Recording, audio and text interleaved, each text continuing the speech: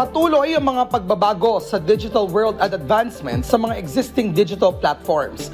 Kaya naman para sa mga ilang kabataan at digital learners, mahirap sumabay sa bagong yugto ng teknolohiya. Kasama ang isang kilalang academic professional, talakayin natin ang makabagong digital frontiers at ang kanyang initiatives para sa media and information literacy. Ano-ano nga ba ang tips at kaalaman na maibabahagi niya na makatutulong sa mas maingat at mas matalinong paggamit ng digital media? Alamin natin ang mga yan sa MIL 101! Ayan mga ka-RSP, kasama natin ngayon ang MIL advocate at educator na si Dr. Jomar Redubla. Good morning, Doc, and welcome po sa Rise and Shine Pilipinas. Good morning, Fifi. Ayan, good morning. Siguro maganda yung layman's perspective ay makwento o mabahagi po natin kung ano ba ang ibig sabihin ng new digital frontiers at kung bakit mahalaga ito na pagtuunan ng pansin sa panahon ngayon. Thank you, Fino. So, yung new digital frontiers, ito yung mga tumutukoy sa mga bagong posibilidad at hamon na dulot ng mabilis na pag-usbong ng digital technology. Sa kasalukuyang panahon kasi, yung digital world patuloy na nagbabago at nag-e-evolve. Kaya naman, mahalaga rin na pagtuunan ng pansin upang matutunan natin kung paano dapat i-navigate ng tama at syempre responsable yung mga makabagong teknolohiya. Kasama na rito yung harap ng yung ating experience nung bagong teknolohiya tulad ng artificial intelligence.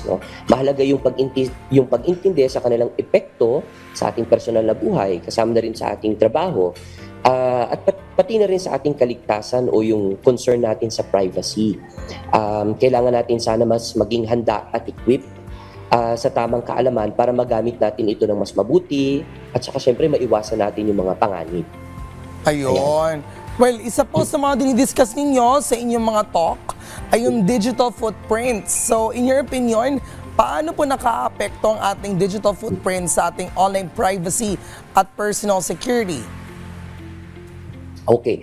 Yung digital footprints muna, ito yung mga information at data na naiiwan natin online. So, yung mga post natin sa social media, nagbakasyon ka, o kaya yung mga birthday celebration, mga transaction natin sa internet o mga websites na binibisita natin. Bagamat madalas hindi natin ito nare-realize, malaki rin yung epekto nito sa ating online privacy at security. So kapag hindi natin iniingatan yung ating mga information, nagkakaroon tayo ng mga digital footprint, maaari itong magamit laban sa atin. So halimbawa yung pagnanakaw ng iyong identity, o kaya yung mga online scams at saka iba pang uri ng mga cybercrime. Yung ating mga impormasyon minsan nagiging public o accessible na kahit hindi natin inaasahan.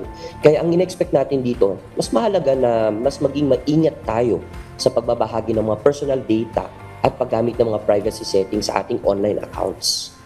Doc, another relevant topic at nabanggit nyo rin po, yung pag-usbong ng artificial intelligence, lalo na ng generative AI. Paano po nito binabago yung ating communication at maging yung creative field, Doc? Go ahead. Napaka-challenging nga nun, Fifi.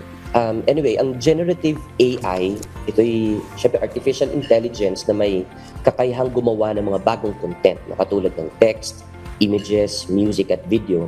Malaking pagbabago ito para sa larangan ng communication, syempre, at creativity. So, sa pamamagitan ng generative AI, nagiging mas mabilis at mas accessible yung paggawa ng content. So, halimbawa, sa isang click lang, pwede na tayong makagawa ng isang article, ng isang artwork, ng isang kwento, even music. Hindi na natin kailangan gumugol pa ng napakaraming oras or maghanap pa ng napakaraming resources. So, gayon pa man, yung mga aspeto din nito, maraming kailangan i-consider, tulad ng ethics at accountability sa paggamit ng mga AI-generated content. Siyempre, para hindi natin magamit yung AI sa mga maling paraan, and in particular sa communication field, binabago nito kung paano tayo nag-i-interact at kumukuha ng information. Kasi kukuha na lang tayo ng information sa AI, tapos ang gagawin natin, i-share na lang natin agad. So, ang expectations ulit, kailangan mas maging mapanuri at responsable sa paggamit ng mga generative artificial intelligence. Alright, Doc, bilang isang advocate ng knowledge sa new digital frontiers, Ano po ang inyong tips para sa mga kabataan sa tamang paggamit ng AI tools? Kaya para sa mga kabataan, ang pinaka-importanting tip, no, mas maging responsable at mapanuri sa paggamit ng AI tools. Kasi hindi na natin mapipigilan yung pag-usbong at pagdami ng mga AI tools kasi part na yan ng progress ng technology. No?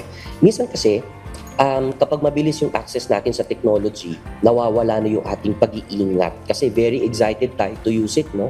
So, una, dapat matuto tayo mag-research, no? Alamin natin kung paano gumagana itong mga AI tools na ginagamit nila.